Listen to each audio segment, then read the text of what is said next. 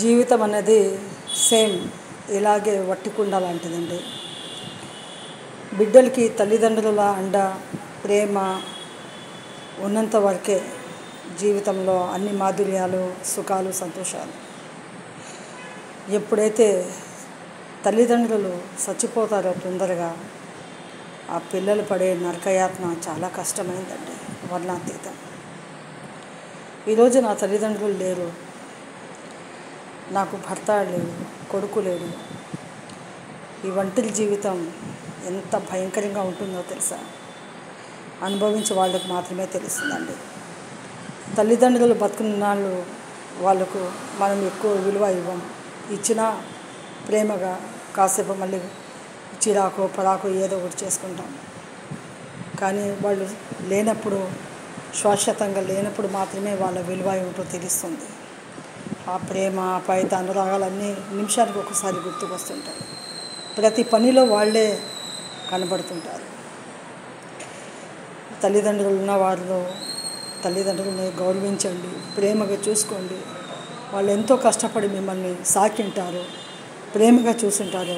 ఏ బిడ్డనైనా మనము మన బిడ్డలను సాకినప్పుడు మాత్రమే ఆ తల్లిదండ్రుల విలువ అనేది తెలుస్తుంది, ఆ ప్రేమకు విలువ తెలుస్తుంది.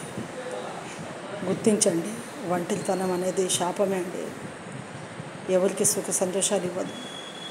ఒంటరితనంతో ఇంట్లో ఒంటరిగా ఉండి 4 గోడల్ని చూస్తూ, ఇంట్లో ఉండే సామాన్లను చూస్తూ, ఏదో నచ్చిన విధంగా వంట చేసుకుని తింటూ, ఇలా ఇది కాదండి బతుకు. అది ఆ బతుకు బతికే వాళ్ళకి మాత్రమే తెలుస్తుంది అది ఎంత నరకమైందో. తల్లిదండ్రుల విలువ తెలియాలి, భార్యకు భర్త విలువ తెలియాలి, భర్తకు భార్య విలువ తెలియాలి అండి. పిల్లలకు చిన్నప్పటి నుంచి తల్లిదండ్రుల గురించి, సొసైటీ గురించి ప్రతి ఒక్కటి మంచి చెప్పడం నేర్పించండి. మీరు వేసే మంచి బీజాలు మీ పిల్లల భవిష్యత్తుకు, రేపటి మీ భవిష్యత్తు కూడా పనికొస్తుంది. 10 మందిలో కలవనియండి, ఆడుకొనియండి. ప్రతి బంధువుల ఇళ్ళకు పోతూ వస్తుందండి, పర్వాలేదు. వాళ్ళు తిన్నారు తినిపించినారని కాదు, కలవండి. ఒక్కరోజు తినిపిస్తే పోయేదేం లేదు. ఒక్క నిమిషం పోయి వస్తే అందరితో మీ ప్రేమ పంచుకుంటే పోయేదేం లేదు. ఆ బంధువుల విలువ, ఆ ప్రేమ విలువ, ఆ తల్లిదండ్రుల విలువ, ఆ భర్త విలువ, బిడ్డల విలువ అంతా ఒంటరిగా ఉండే వాళ్ళకి మాత్రమే తెలుస్తుందండి. ఉన్నారు నలుగురు ఇంట్లో 5గురు ఉన్నవాళ్ళకు ఆ విలువ తెలియదు నిజంగా చెప్పాలంటే.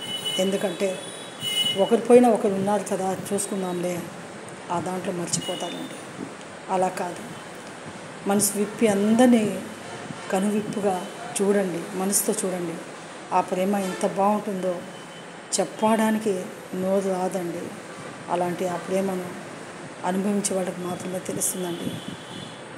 Please like my channel, subscribe me.